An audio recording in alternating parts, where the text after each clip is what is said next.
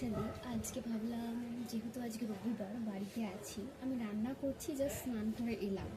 তো ভাবলাম তোমাদের সঙ্গে কালকে ঘটে যাওয়া আমার সাথে একটা লাইফ লেসন শেয়ার করি।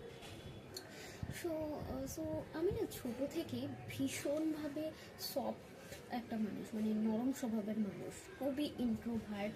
মানে খুব একটা বেশি চাই না যে নিজের যা হোক হোক, কিন্তু আমার জন্য যাতে কারো কোনো সমস্যা সম্মুখীন হতে না হয়। যতটা পেরেছি, যত দিন পর্যন্ত পেরেছি, আমি কাউকে কোনোদিন কোনোভাবে আঘাত করতে চাইনি। এই স্বভাবটাই হচ্ছে আমার নর্মাল, ঠিক আছে? তো এখন না আস্তে আস্তে 2021-এ একটা ঘটে যাওয়া ঘটনার পর আমি অনেকটা নিজেকে শক্ত করেছিলাম, এবং মানুষের থেকে আস্তে আস্তে আস্তে আস্তে অনেকটা দূরে সরে আসলাম, সাথে সেরকমভাবে মিশতাম না। এখনও আমি খুব একটা মিশি না, কিন্তু তোমার চারপাশের মানুষরা যখন তুমি নরম স্বভাবের হবে আর দেখতে পাবে যে তুমি কিছুই বলছো না কখনোই, তখন দেখবে ওরা সুযোগটা সদ্ব্যবহার করবে।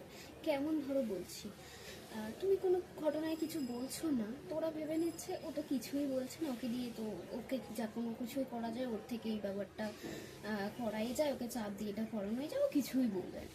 এবং আমার আর একটা বদ স্বভাবও আছে বলতে পারো, সেটা হলো, যদি ধরো আমাকে কেউ বলে দেয় একবার যে তোর দ্বারা এটা হবে না, আমার না রাগ আর জিদ, এই স্বভাবটা ভীষণ বাজে, যেটা আমি চেঞ্জ করতে পারি না।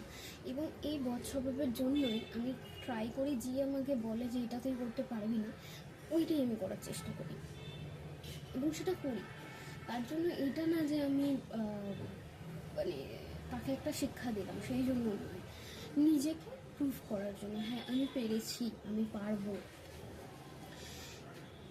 সেইটা আমি কেন বললাম, আমার এটা ছোট থেকেই স্বভাব। আমি একটা খুব পুরনো ঘটনা বলি। আমার মাধ্যমিকের রেজাল্ট খুব একটা ভালো হয়নি, খারাপই হয়েছে। তো তার পিছনে অনেক ঘটনা ছিল, অনেক গল্প ছিল, যাই হোক। তো সেই সময় না আমাকে মানুষ প্রচুরভাবে কথা শুনিয়েছে, মানে বকা মার সব সব বড়রা যেটা করে আর কি বাড়ি। তো সেই কারণেই কিন্তু আমার এইচএস রেজাল্টটা ভালো হয়েছে আমি বলবো, কারণ যে ধাক্কাটা আমাকে মাধ্যমিকের পর আমি নিজে পেয়েছিলাম মেন্টালি, এবং বাড়ির লোক আমাকে যেভাবে কথা শুনিয়েছিল, তো তারপর আমি ডিসাইড করে নিয়েছিলাম কি আমার এইচএসের রেজাল্ট ভালো করতেই হবে, এবং আমি করিয়েওছি। নিজের পায়ে দাঁড়াতে শিখছি আর কি। একদম শক্ত নয় আমার পায়ের তলার মাটি, কিন্তু আমি চেষ্টা করছি। কিন্তু যারা কথা শুনিয়েছিল, আমার ভাবলে এখন হাসি পায় যে আমার মনে হয় আর কি, অন্যর কথা ভাবার আগে, অন্যকে কিছু বলার আগে না নিজের ছেলেমেয়েকে দেখা উচিত। সো আমার মনে হয় তাদের, আমার চোখে দেখা এখন পর্যন্ত তাদের ছেলেমেয়েরা কিছুই করে উঠতে পারেনি। তাদের মধ্যে কেউ কেউ আমার থেকে বড়ও আছে। So please mind your own business. And second thing, আমার মনে হয় you have to be polite, honest and kind everywhere. So আমি যেটা সবসময় মেনটেন করি, আমি চাই না যে আমার থেকে কেউ কোনোভাবে মানে কিছু খারাপ পাক, কষ্ট পাক। তো আমি সেটা সবসময় মেনটেন করি। গরম আছে কিন্তু, না কথা বলতে বলতে খুবই গরম লাগছে। আমার বলার বিষয়, আমি না আস্তে আস্তে যেন তো নিজেকে একটু একটু করে চেঞ্জ করছি, যে অ্যাটলিস্ট নিজের কথা একটু হলেও ভাববো। 2021-এর পর থেকে আমি 50% চেঞ্জ হয়েছিলাম। লাস্ট কালকের ঘটনাটার পর থেকে মানে আমি অফিসেও এমন একজন, যে হচ্ছে আমি কখনোই অ্যাজ আ কর্পোরেট লেডি আমাকে যেরকম হওয়া দরকার, যে শক্ত কর্পোরেট লাইফ কালচার এরকম টক্সিক হয়, তোমাকে সবসময় একদম নিজেরটাকে বুঝে নিতে হবে, ওইটা আমি পারি না। আমি সবারটা ভাবি। তো কেউ যখন কোনো ছোট হেল্পও চায় না, আমি করে দিই, আর তারপরে গিয়ে নিজে বাস খাই।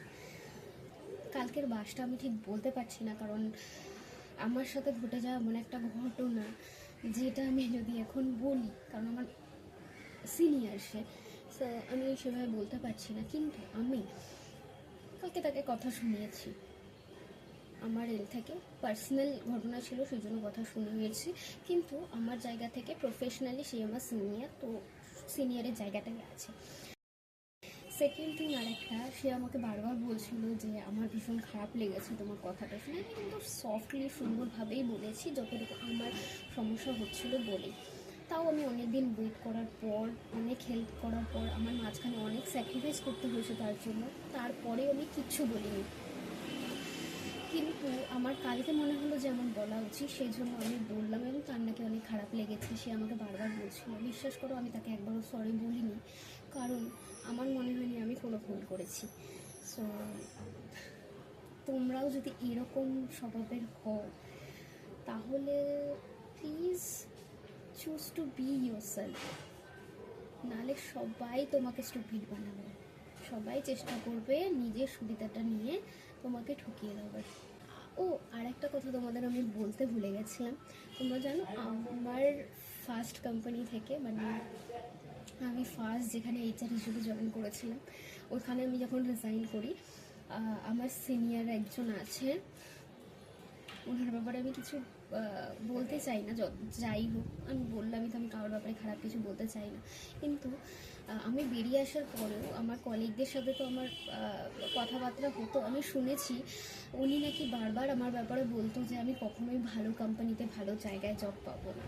কিন্তু বিশ্বাস করতে, আজকে আমি যেই কোম্পানিতে কাজ করি এবং যেই আইটি কোম্পানিতে আছি, আগের কোম্পানির থেকে অনেক বেটার, মানে জায়গা অনুযায়ী বেটার,